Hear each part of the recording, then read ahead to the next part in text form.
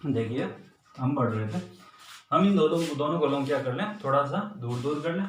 दूर दूर करने के कारण क्या होगा, इसमें जो धनावेश था वो क्या होगा, इसकी तरफ, इसके जो ऋणावेश हैं उनकी तरफ क्या होगा, आकर्षित होगा। ठीक है, अब हम इस छड़ को अगर हटा लें, अगर हम इस छड़ को हटा लें यहाँ से, इस छड़ को हटा लें और इन दोनों गोलों को हम क्या करते हैं, अगर और ज्यादा दूरी पे ला दें, इन दोनों गोलों को अगर हम और ज्यादा दूरी पे ला दें, पहले तो क्या था कि जब हम यहाँ से छड़ हटा लें और इन दोनों गोलों के बीच दूरी अगर कम है तो ये धनावेश और ऋणावेश एक दूसरे की तरफ क्या होंगे, आकर्षित होंगे, एक दूसरे की तरफ आएंगे।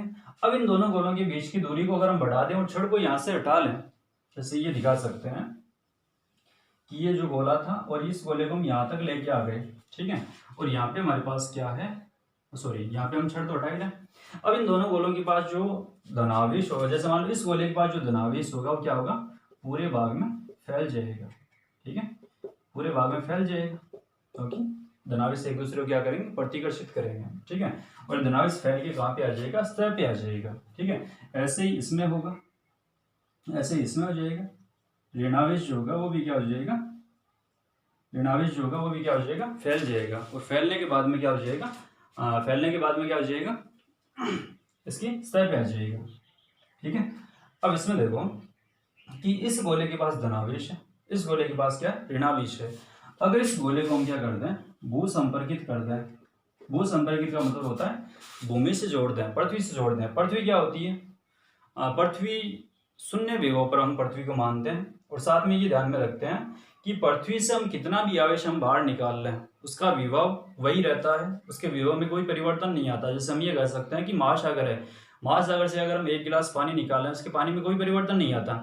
ऐसे पृथ्वी जो है अगर हम पृथ्वी से थोड़ा सा आवेश हम बाहर निकाल लें या पृथ्वी को आवेश दे दें, आवेश में कोई फर्क नहीं आएगा। ठीक है, उसका विभव कांस्टेंट रहता है। ठीक है, और पृथ्वी के विभव से किसी वस्तु का विभव अगर ज्यादा है तो उस वस्तु को हम धनावेशित मानते हैं।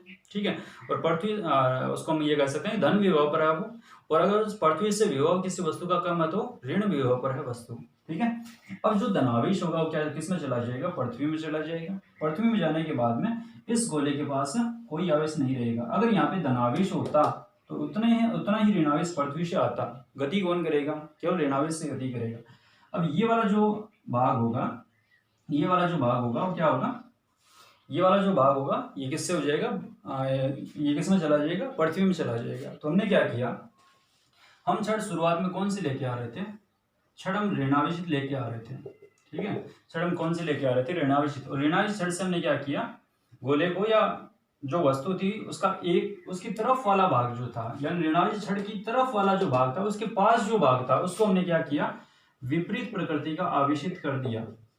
ठीक है, विपरीत प्रकृति का आवेशित कर दिया। और अगर हम इसको भू संपर्कित नहीं करते, इसको अगर हम भू संपर्कित नहीं करते तो क्या होता कि इस गोले के पास कौन सा आवेश रहता, नेगेटिव आवेश ही रहता।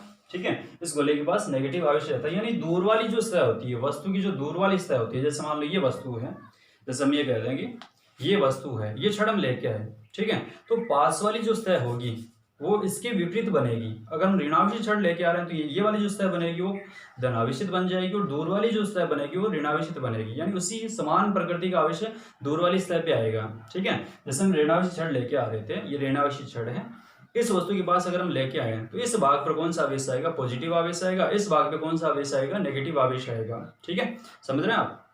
तो इस प्रक्रिया में हम क्या कर रहे हैं कि ऐसी प्रक्रिया जिसमें हम क्या करते हैं, किसी आवेशित वस्तु द्वारा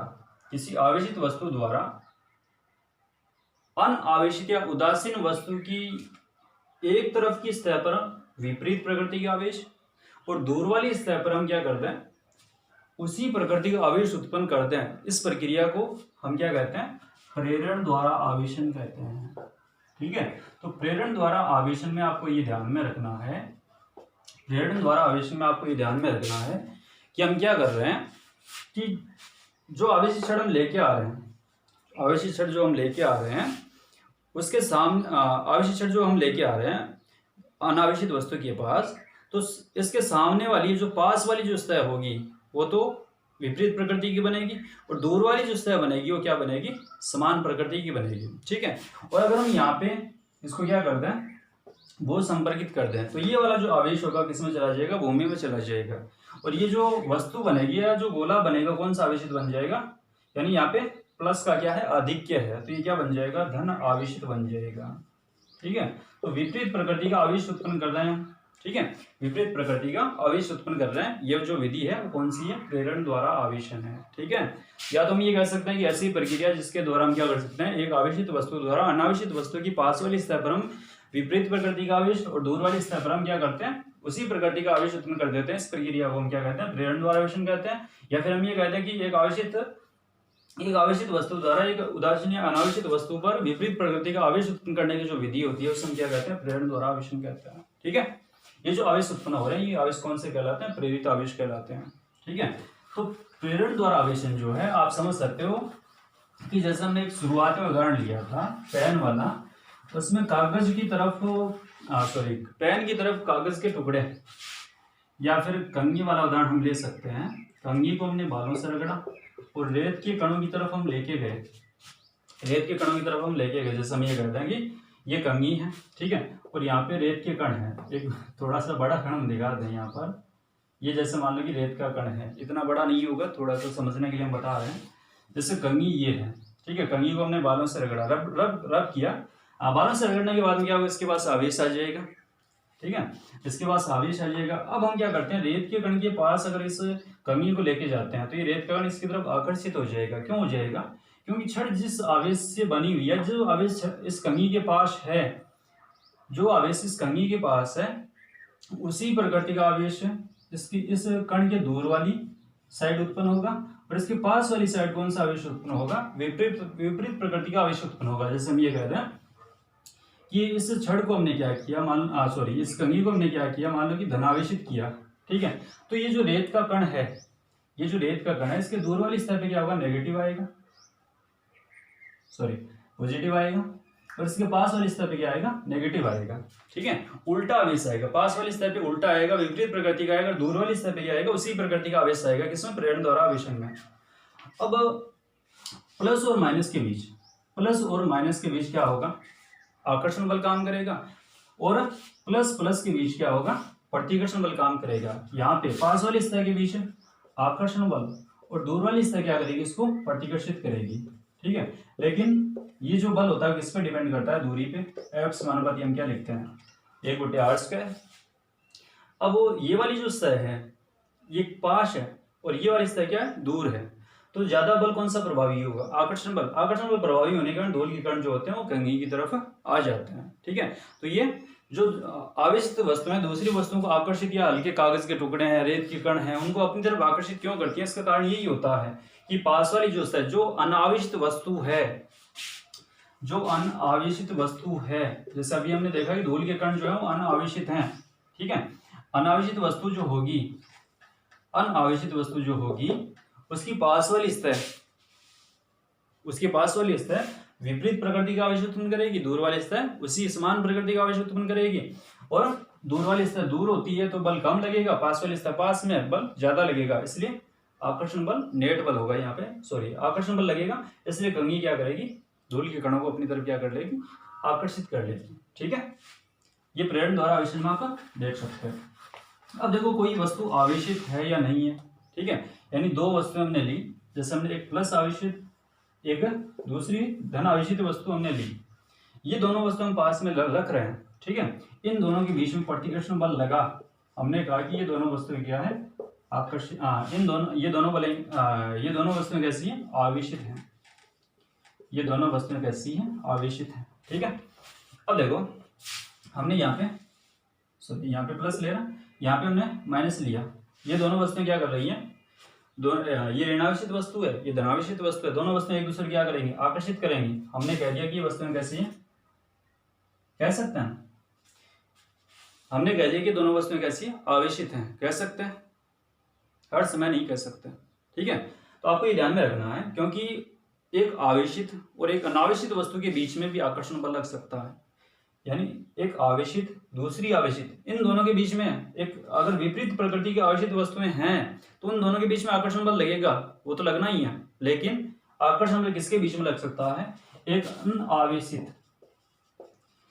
अनावेशित और आवेशित वस्तु के बीच में भी लग सकता है। तो सदैव अगर दो वस्तुओं के बीच में आकर्षण बल लग रहा है तो हम ये सदैव नहीं कह सकते, हम सदैव नहीं कह सकते कि वो दोनों वस्तुएं आवेशित हैं। ठीक है, अगर दो आवेशित वस्तुओं के मध्य प्रतिकर्षण बल लग रहा है तो सदैव हम कहेंगे कि दोनों वस्तुओं के पास क्या है? आवेश है। ठीक है, दोनों वस्तुएं कैसी हैं? आवेशित हैं। लेकिन तब हम नहीं कह सकते कि दोनों वस्तुएं आवेशित हैं अगर उनके बीच में आकर्षण बल लग रहा है। आकर्षण बल किसके बीच में लग सकता है? एक आवेशित और अनावेशित वस्तु के बीच में भी लग सकता है। जैसे अभी हमने देखा था, कंघी क्या कर रही है? धूल के कण को अपनी तरफ आकर्षित कर रही है। धूल का जो कण है अगर अनावेशित होगा तब भी इसकी तरफ आकर्षित ही होगा।